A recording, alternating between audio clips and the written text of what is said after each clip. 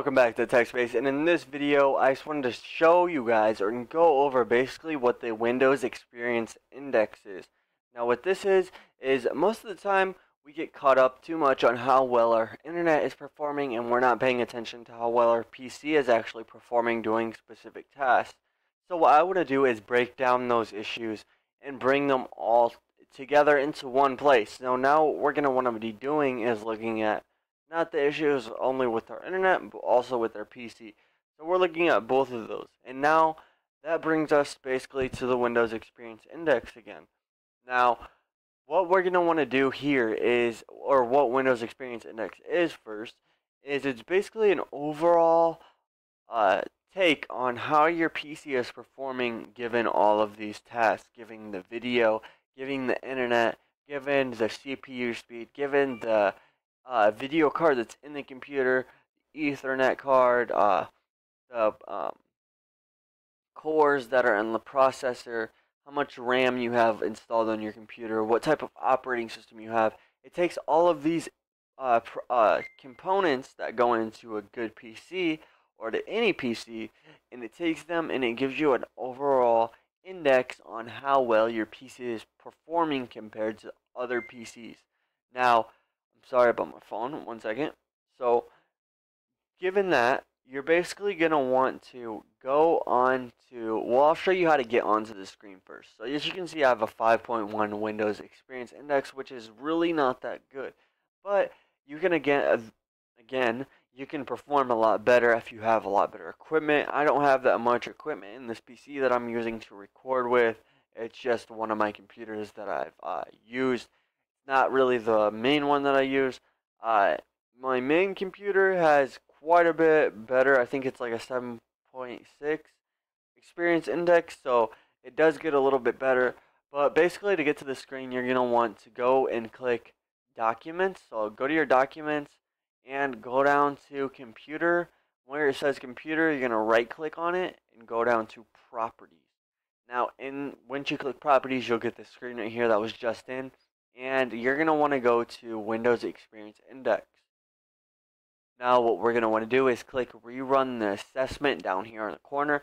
More than likely your computer has ran this by itself before, so if you have an index that is already on your showing up, just know that your computer has already ran it before. So you're going to go ahead and click Rerun the Assessment. And again, if your computer hasn't ran it before, it's fine. Just go ahead and run it anyway. Now I'm going to explain basically what this is. So I'm going to go ahead and cancel this out because it takes away some of the functions, like it tests the microphone, it tests the video, so it'll turn off my microphone if I do let it keep going, because it'll turn it off temporarily and turn it back on just to make sure that everything is working, and it does that to most of the components on the PC. So basically, you're gonna get the score of the lowest performing part of your PC. So as you can see, my graphics was the lowest performing part of my PC, so I got that graphics sub-score. Now, the best part of this PC was the RAM, which got a 7.4. Now, this goes up to 10.0, of course, and you're going to have a score between, again, 0 and 10.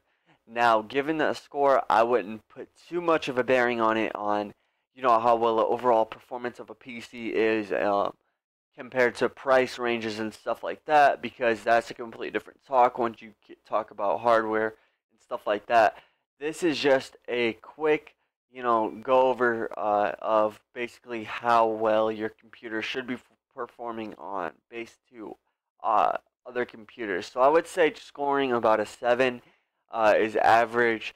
Scoring anything below a 6 is pretty bad, so 5.1 is pretty bad, but again, it's just in graphics, so it's nothing too major. If it was in processor or memory or the hard disk, then it'd be something else. But graphics and gaming graphics are obviously the two things that really don't matter when it comes to performance. So we're not really looking at those scores anyway.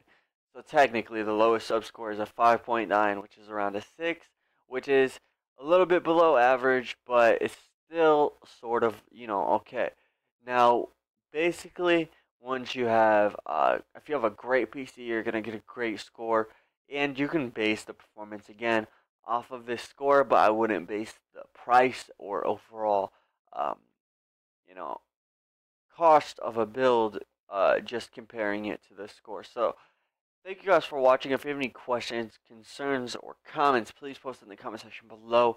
Always like and subscribe to this, this video and subscribe to my channel, The Tech Space. I have tons of great videos that are coming out and that are already out. I believe I have over 500 videos now. So thank you guys again for all of the support. Thank you guys for watching, and I will see you guys next time.